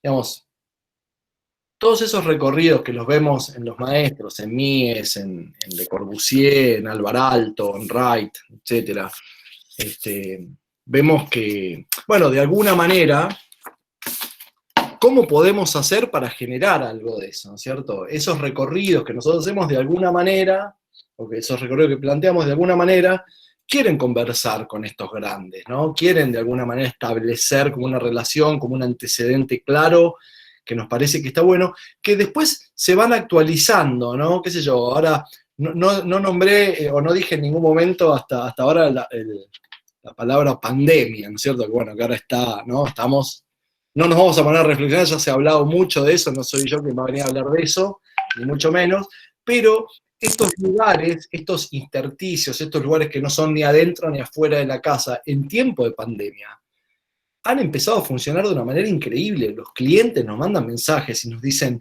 qué bueno llegar y poder tener la lavandina en el lugar, en el semicubierto, ¿no? Casas que ni estamos mostrando hoy tal vez, ¿no? En otras casas y algunas de estas también. Pero esto de tener como esas instancias, ¿no? De sanitización de este nuevo ritual que se hace cuando uno llega a la casa, que te sacas los zapatos, ¿no? Es tan importante poder tener esa secuencia sin importar el tamaño de la casa. La primera casita que te mostré, la casa del terreno de 4,50 de ancho, logra todas esas cosas en muy poca medida. Vos abrís una puerta en la calle, subís un escalón, subís otro escalón, girás, abrís la puerta, la cerrás, tomás una escalera, cuando mirás por la escalera para arriba ves el cielo. Es decir, hay una cantidad de elementos, que no es que uno abre la puerta como en los decorados de las novelas, que entras al medio del living, ¿vieron?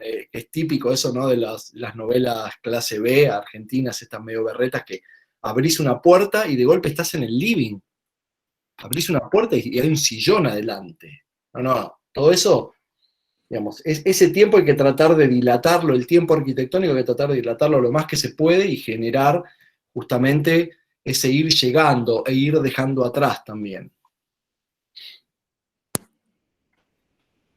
Perfecto. Y otro tema que mencionaste así al pasar en un momento y que quería remarcar para los estudiantes y de paso preguntarte si querías ampliar algo, era esta idea que hablaste de trabajar con la abstracción, ¿no? como tema de trabajo y que se ve claramente en los proyectos, sin dejar de lado ninguno de los elementos que la arquitectura tiene que tener, y ahí imagino tanto desde lo constructivo, desde lo técnico, desde el uso, desde lo cotidiano, desde lo urbano o el lugar de implantación, etc.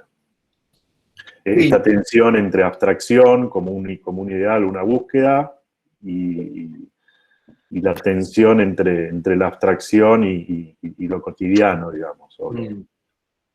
Bueno, digamos, hay algo maravilloso de la arquitectura, me parece que es como maravilloso y tremendo también, ¿no? La cantidad de gente y de factores que intervienen, ¿no es cierto?, para poder llevar adelante una obra de arquitectura, ¿no? Hace falta desde el arquitecto hasta conseguir al cliente para proyectar la casa, para transmitirla, para que pueda ser construida, es decir, llevarla después a un lenguaje transmisible, ¿no? Objetivo, que son los planos, la documentación, etc., para que después un montón de gente la construya e interpreten, y que por lo general cuando interpretan, si el arquitecto no está en obra o si no es consultado, pueden interpretar lo que el arquitecto no hubiese interpretado. Eso suele pasar. Pero es, digamos, a mí me da como, me entusiasma mucho como todo este circuito, ¿no es cierto? Y por supuesto que una obra de arquitectura cuando empieza a gestarse en el estudio, bueno, surge de un grado de abstracción muy fuerte, ¿no es cierto? Es decir, entre toda la cultura arquitectónica que uno tiene, ya la confrontación con un programa concreto, y esa, no sé, en ese sentido, esto ya lo hablo por mí, porque con Sebastián tenemos muchas diferencias, somos muy distintos, aunque después los proyectos, digamos, no se nota esa tensión, ¿no es cierto? Porque no hay una lucha de egos, ni mucho menos, pero hay una tensión muy fuerte, y yo soy un idealista, ¿no? Soy una persona muy idealista, donde llevar a mí siempre el recorrido desde lo concreto hasta lo abstracto, o sea, de llegar a rozar con algo de la universalidad, ¿no? Para después volver y poder producir el hecho arquitectónico. Yo siempre estoy viajando entre esos dos puntos. Por lo tanto, las obras tienen, obviamente, esa impronta que después no todo el mundo lo entiende, ¿no? Y hay un ejemplo muy claro cuando de golpe estás en una obra y tenés un paño muy grande que arma un plano, ¿no? Que las obras, a medida que van avanzando, es como que hay algo que va pasando, que es que va saliendo de lo oculto lo terminado, ¿no es cierto? Es como cuando está el bloque de piedra y empezás a esculpirlo hasta que sale de lo oculto y esa es nuestra labor. Entonces a veces pasa que vas a una obra y hay un plano impoluto, donde vos ya lo ves, que decís, bueno, lo único que falta es que o lo pinten o lo que sea, ¿no es cierto? Entonces ves que están los pintores pintando el plano ese, y hay una esquina a la que tienen que terminar y no lo terminan ese día. Y yo me acerco y le digo, che, ¿no lo quieren ver terminado ustedes? ¿No quieren ver cómo se ve eso? ¿No quieren gozar de esa abstracción y de ese contacto con lo universal por un momento? No, y no les importa muchas veces, algunos sí y otros no. Pero bueno, esa abstracción también es un ejercicio y es una habilidad que se adquiere, ¿no es cierto? Estar en contacto con ese tipo de cosas.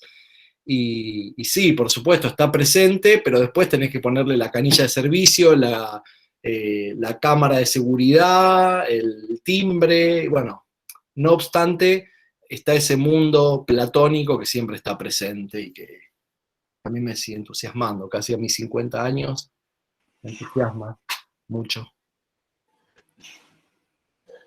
Invitamos a los estudiantes si quieren abrir sus cámaras y hacer alguna pregunta. Sí, buen día. Yo tengo una pregunta que quizás es como más una preocupación estudiantil, como una reflexión bastante grande, que no sé bien cómo formularla todavía, pero como que vos hablabas mucho de describir tus obras desde, o sea, darle como cierto matiz de, como teórico, digamos. Y mi pregunta viene por el lado de, bueno, ¿cómo haces para llevar esa teoría a la práctica? O sea, ¿cómo sabes qué es lo que tenés que elegir para cada casa? O sea, si no tiene que ver un poco con lo que es, no sé, como llamarlo, si es cierto, como intuición arquitectónica, o es como muchos años en la profesión, o cómo es ese proceso de, bueno, de decir, bueno, quiero que en esta casa como que haya un juego de luces y de sombras, o también cómo haces para, por ejemplo, hablarlo con el dueño de la casa. Si el dueño de la casa, por ejemplo, te dice, no, yo quiero que mis paredes sean, no sé, de color cremita, y vos ya tenías como toda una imagen de tu casa en blanco, porque para vos es importante que la casa sea en blanco para cerrar un montón de ideas. Entonces, ¿cómo es ese diálogo entre uno, el proyecto, el comitente y la teoría, digamos? ¿Cómo se hace todo ese proceso? Bueno, es un proceso muy desgastante y muy largo. Vos fíjate que para proyectar una casa estás más o menos, nosotros decimos, viene un cliente al estudio que se quiere hacer una casa. Le decimos, bueno, la etapa de anteproyecto y proyecto nos va a llevar 8 meses. ¿Cómo 8 meses? No, yo en 2 meses quiero estar empezando la obra. No, no. Entonces nosotros le decimos que es muy importante el factor del tiempo. El tiempo que a vos te permite que las ideas decanten, que una idea que tenés un día, al otro día cambie, ¿no es cierto? Vaya evolucionando. Y en ese camino los clientes se van instruyendo también. Se empiezan a comprar el mismo lápiz que tenés vos, uno un día viene al estudio con un escalímetro, o empieza a ver, te empieza a mandar una planta de cómo él piensa que tiene que armar la galería, ¿viste? Hay algunos que vienen con el libro de Neutra al estudio, ¿no? Que ya vienen. Entonces, es un proceso muy largo donde el tiempo es clave, ¿no? El tiempo es clave porque la teoría de la arquitectura la tenés vos y la apuesta o digamos, el desafío es poder hacer con eso, ¿entendés? Porque si no, decís, no, pará, andate, yo te hago la Fansworld y vení dentro de 8 meses y hacen un juicio, qué sé yo, es como Mies van der Rohe, que para nosotros es una referencia ineludible, digamos, después nosotros de eso vemos qué tomamos, ¿no es cierto? No, Claro. Mies, y esto lo decía nuestro maestro Valiero, nuestro maestro de arquitectura Horacio Valiero, decía, Mies van der Rohe, así con todo ese pensamiento como de punta, ¿no? Así como de básicamente que sus proyectos más importantes son proyectos teóricos, etc. Eliminaba un montón de problemas del programa para poder resolver eso que hacía, ¿no? Que obviamente es un paradigma, lo que él hizo que permite a otros después pensar, permite que después venga Neutra, etcétera, y puedan desarrollar sus proyectos que ya no sean, que no tengan ese rigor conceptual tan fuerte, sino que los hagan habitables, etcétera, ¿no? Entonces, el desafío es poder trascender eso y con el requerimiento más toda tu cultura poder lograr algo. Y eso se logra con tiempo. Con tiempo, a lo mejor si viene el cliente que quiere la casa cremita, bueno, vamos a ver, porque hay muchas casas que nosotros tenemos que son cremitas también, que no es blanco, ¿no? Y después, bueno, también es que el cliente se sienta cómodo con quien está trabajando. A veces pasa que los encargos no se siguen. No, flaco, pará, vos querés esto, no, yo no puedo hacer, no sé, es como, digamos, el tiempo es muy importante para poder ir, ¿no? conjugando todas las ideas y las expectativas de todos. Se hace una casa, se ponen muchas cosas en juego, muchas expectativas, toda la guita que el cliente tiene, que se tiene que mudar, que tiene que alquilar, que no le alcanza la plata, que el dólar, ¿viste? Hay una cantidad de temas intervinientes que hacen de eso un proceso muy desgastante, pero muy rico también. Y bueno, eso, es mucho trabajo. Tengo una pregunta más. ¿Tenés algún tipo de referente, ya sea arquitectónico o teórico, que como que haya sido un punto de inflexión en tu pensamiento y dijiste, acá me cerró todo? ¿O fue más de leer, buscar, leer? No, bueno, eso, digamos, hay muchas...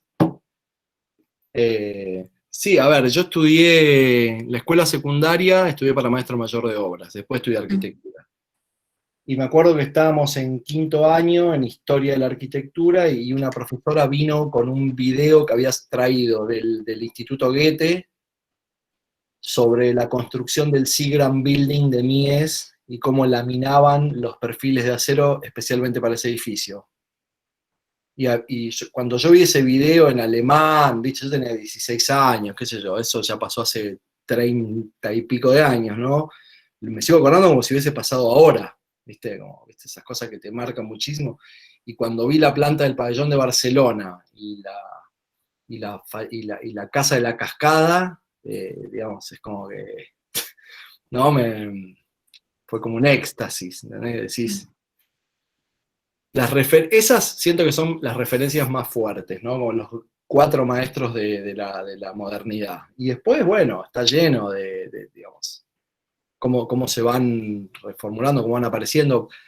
Si ustedes vieron hoy, yo digamos, hice muchas citas, pero eso es por mi capacidad. Tengo como una cosa así de relación libre con otros temas, pero yo ya casi no miro arquitectura. Sí, por supuesto que miro arquitectura, pero no es lo que más me mueve. Hago otras cosas, ¿entendés? Que después me disparan hacia la arquitectura. Literatura, qué sé yo, un montón de cosas. Pero bueno, sí, las influencias, sí, siempre ves gente que siempre estás viendo qué se está haciendo, qué está pasando. Todos los chicos que trabajan en nuestro estudio son chicos que tienen por lo general 20 años menos que nosotros y que están como muy informados, o al menos los chicos que trabajan con nosotros están muy informados, algunos más, otros menos. Y siempre incorporando cosas nuevas, ¿no? No es que te quedás con el video que viste de Mies a los 16 años, pero sí, si me preguntás por una referencia muy fuerte, esa. Cuando vi eso, cuando vi la Casa de la Cascada, cuando vi la Ville Savoie, cuando vi el corte de la pirámide de Keops, no sé. Bueno, muchas gracias.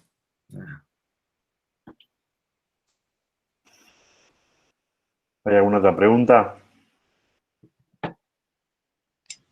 A mí me quedaron dudas sobre la primera casa, la casa anterior a Tronador, que habías hablado de un sistema de ventilación hacia el techo, eso no me quedó claro. Me gustaría que esa es mi casa, para empezar. Es la casa en la que yo vivo. Es la casa en la que yo estoy ahora. Mira, este es el patio, que ya la planta baja no es más planta baja libre, se transformó en dormitorio principal, master bedroom. Y tengo hijos mellizos que ocupan los 2 cuartos del primer piso.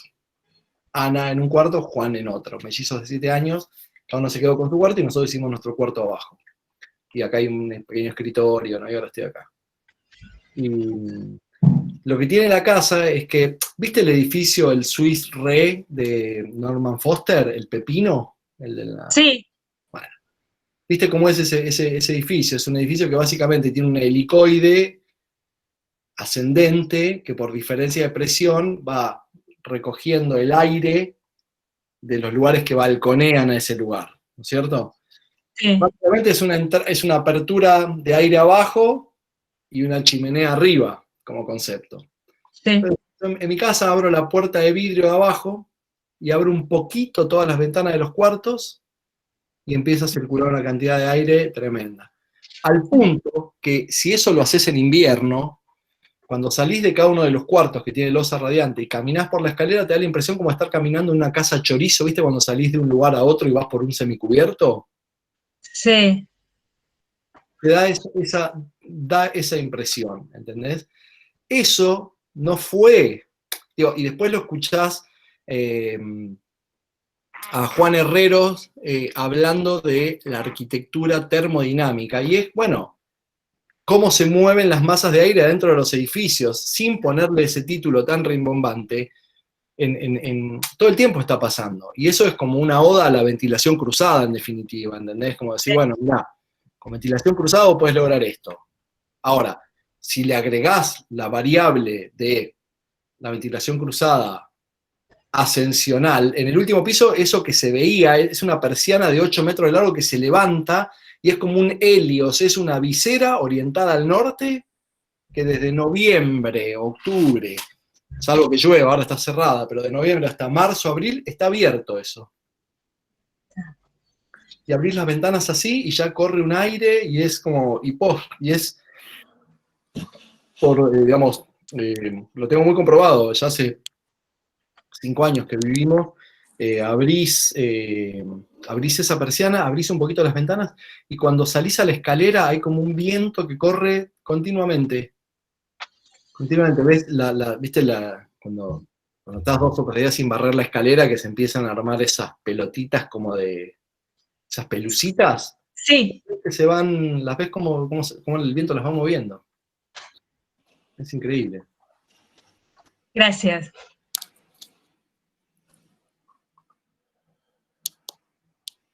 Bueno.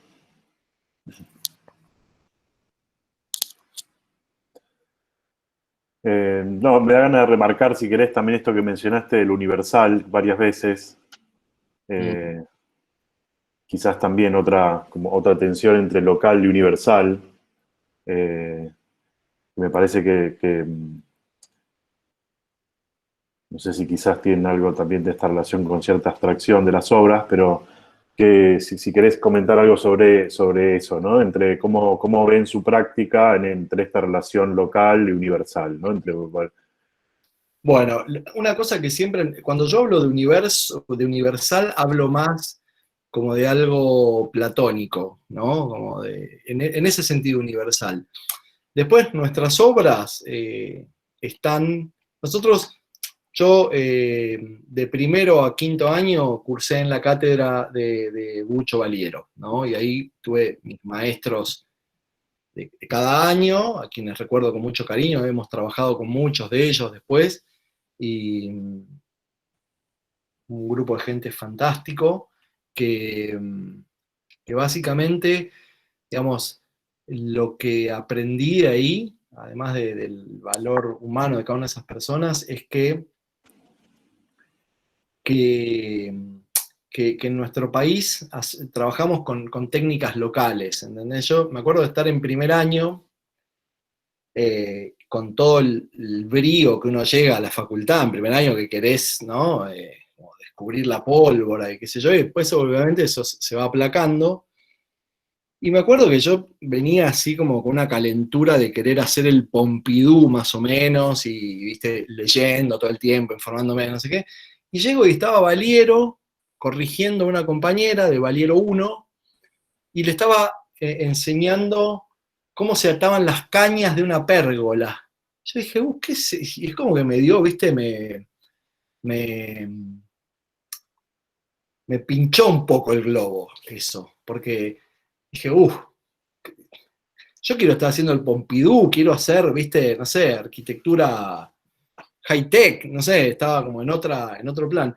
Y entendí que Valiero, mostrándole cómo se ataban las cañas, era un acercamiento muy sensible a algo que tiene que ver con la tecnología, ¿no es cierto?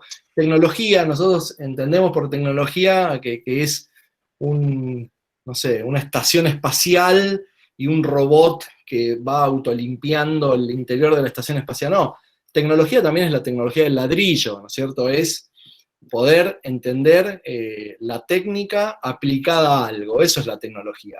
Y ahí con Valiero entendimos que la tecnología era eso, que tecnología es trabajar con ladrillo, que tecnología es trabajar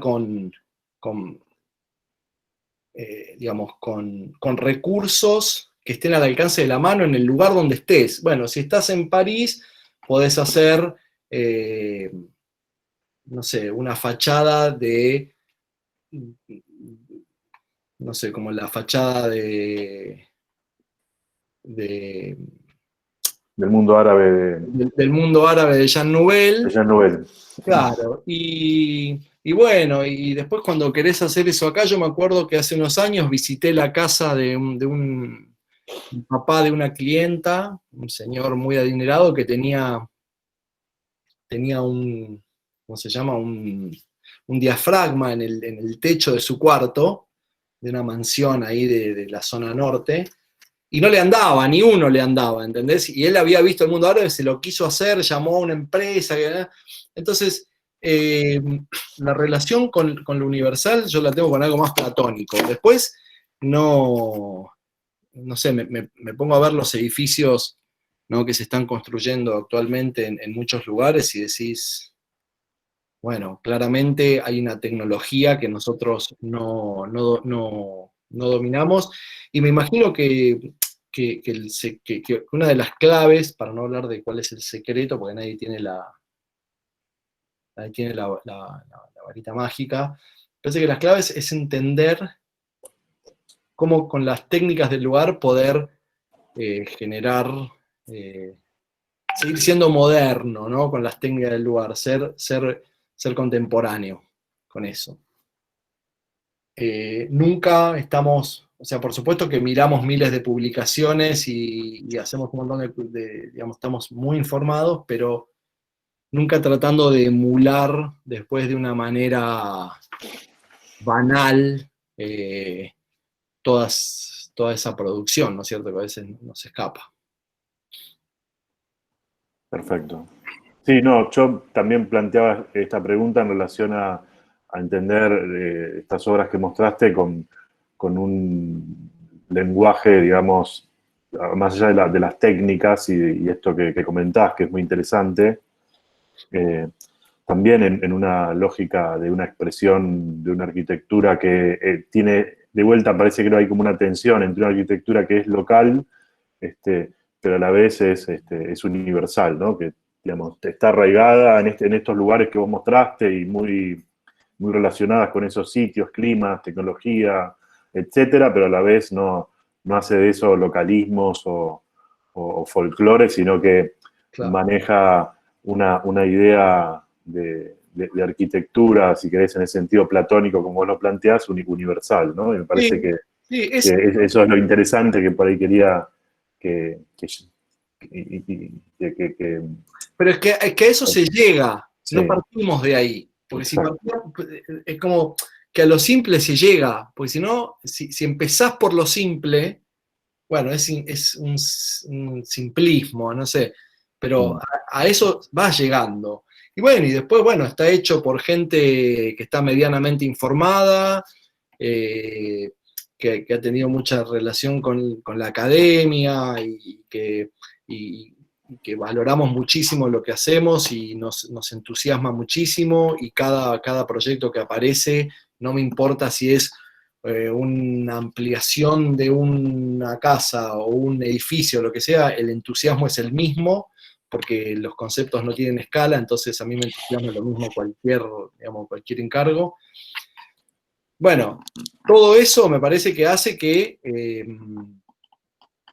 bueno, cuando ves la obra terminada, bueno, sí, por supuesto que resuena y con la contemporaneidad desde ya, pero no surge desde ahí, ¿no es cierto? Nosotros, cuando estamos con nuestros colaboradores, que como decía antes, son siempre más chicos que nosotros y vienen con ideas un poco a veces pasadas de rosca para la resolución concreta de algo, le decimos, pará, que nosotros hacemos arquitectura verdad, ¿no es cierto? Es como que cada elemento que se pone funciona, obviamente en un conjunto y entendido en conjunto, pero que cada decisión es una decisión como muy, muy pensada y muy, con mucha reflexión, ¿cierto? Bueno. Genial.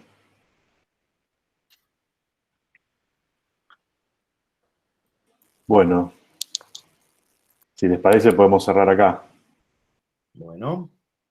De vuelta, muchísimas gracias. En nombre de todo el taller, agradecerte, muy linda la charla y muy linda la conversación. Y seguramente va a ser muy, muy fructífera para continuar con todos los trabajos del taller de aquí a diciembre.